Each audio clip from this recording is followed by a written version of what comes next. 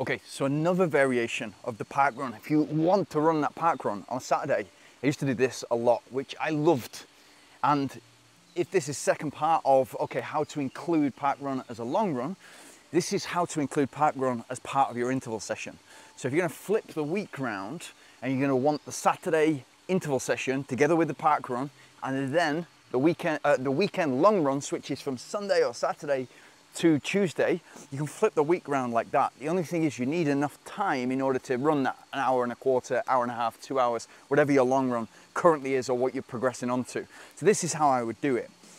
So what I would do is run the park run. So get warmed up, and this will help you a lot, and it's a better alternative if you're going to park run because you like the competitive nature of running your personal best or running towards your personal best and competing with people in the race.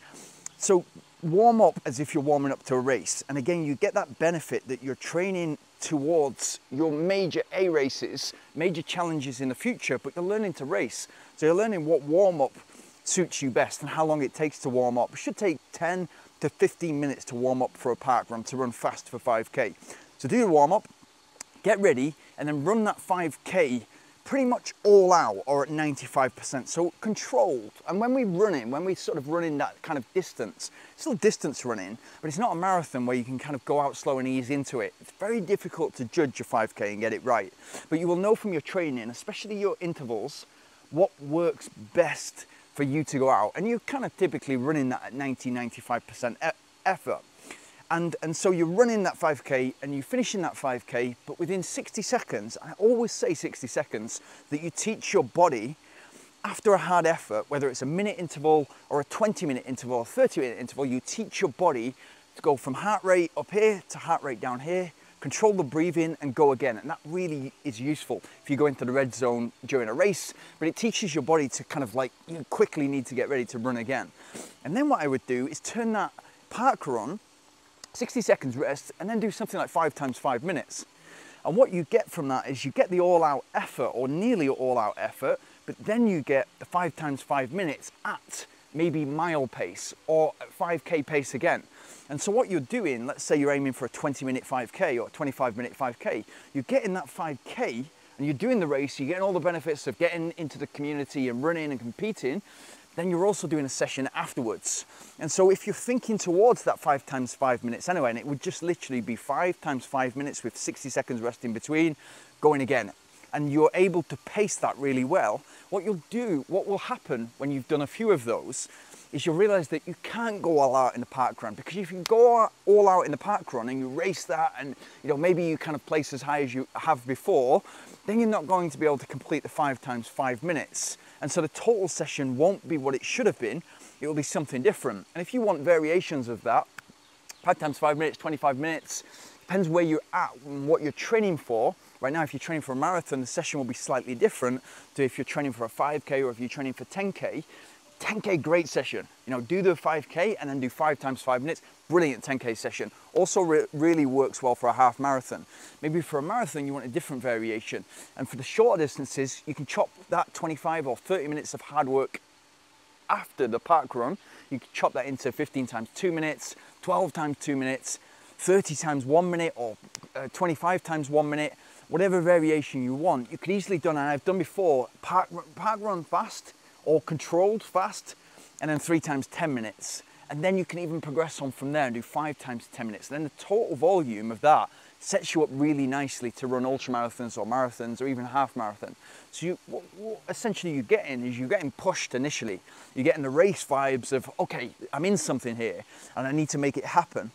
You're warming up and you're learning what works well for me in a warm-up. What you'll find works well, you don't want that initial 1 or 2 kilometers to be a shock to the body.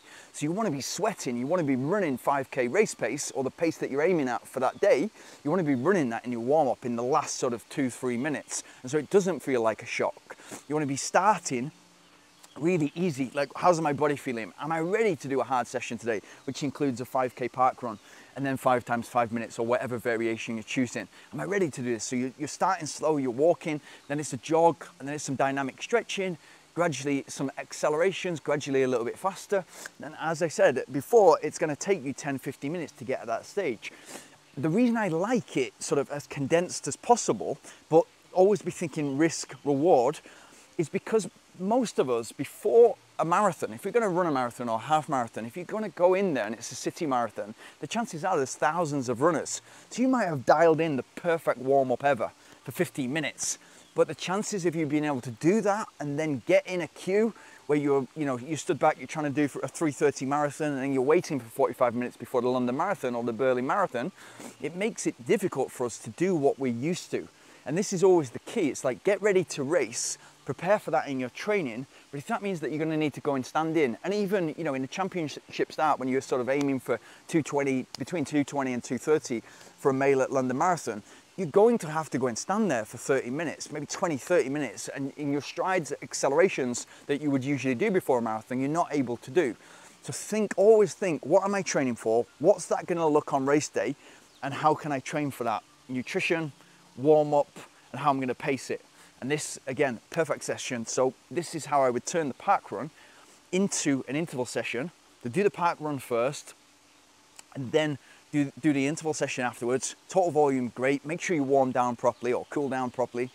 And then flip the week so that you're then doing that on the Saturday, your interval session, and you're switching your long run to the Tuesday. It's a great, great, great week. And if you can do that and you can flip it around, with the variety comes fun. And then you're mixing things up and it feels much more exciting. It feels like you're moving forward in a much better way. So yeah, and if you have any questions in relation to that and how to do it, how to execute it, or a different variation, let me know in the comments below and I'll do my best to answer.